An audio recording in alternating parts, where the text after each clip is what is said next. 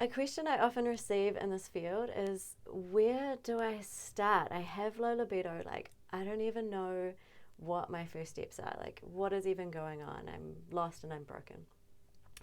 My first response to you, my love, is that you are not broken. You are absolutely not broken. And I know that it feels like that sometimes, but you are actually born as a open, sexual, alive, vibrant being.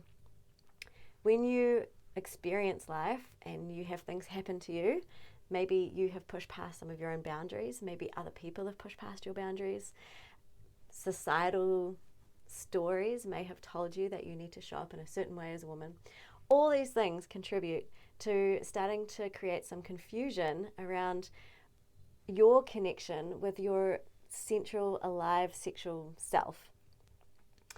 And what that means is that there is a process of working through some of those layers and peeling those layers back just so that you can find your natural self.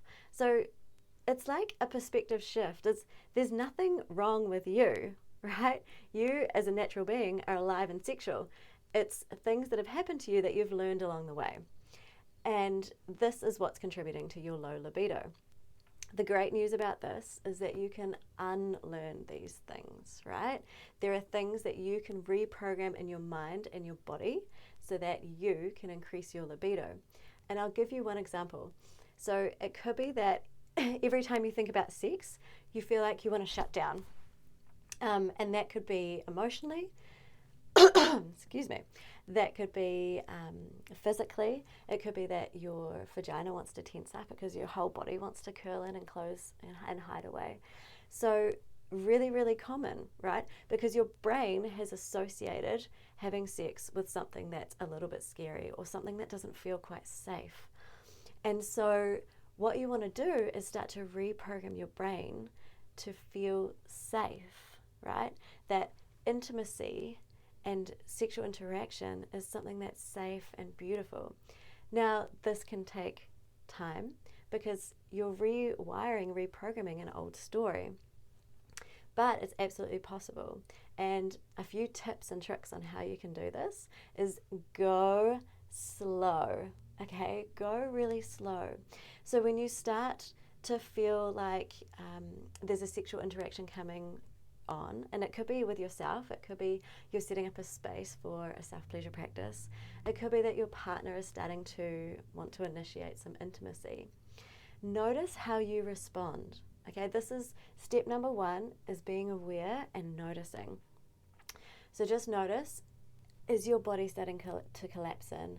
Are you feeling like you're moving away from this situation? Do you distract yourself or make up an excuse about why this isn't the right time? Right? And then sit with it. Just sit with it and go slow, right? Don't push past your boundaries. Don't try and force this, right? The return of your libido cannot be forced. Cannot be forced. It can be held, yeah, and safely supported so that it can naturally do what it wants to do, which is be alive and vibrant. So sit with it. Notice what happens in your body, and then breathe. Okay, breathe and tell yourself, I am safe. You can do this with me now. I am safe. And start to notice what happens to your nervous system.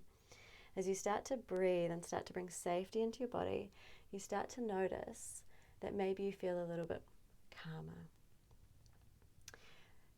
So what we're doing here is pairing up the potentiality of a sexual interaction with safety.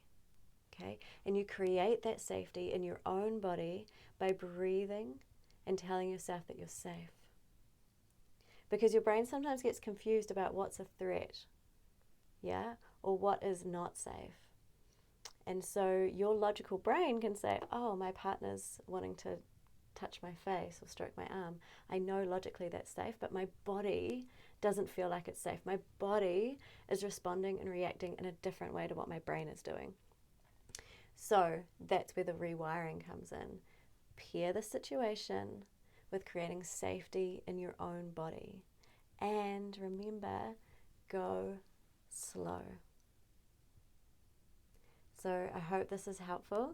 That's one place you can start, and there could be other reasons also for your low libido. And a great way for you to find out what your area is that you want to work with first is to take my quiz, and it'll explain to you exactly which area that you need to start with and some tips and tricks on how to do that. So here is to you and your journey into safety and where to start in terms of increasing your libido.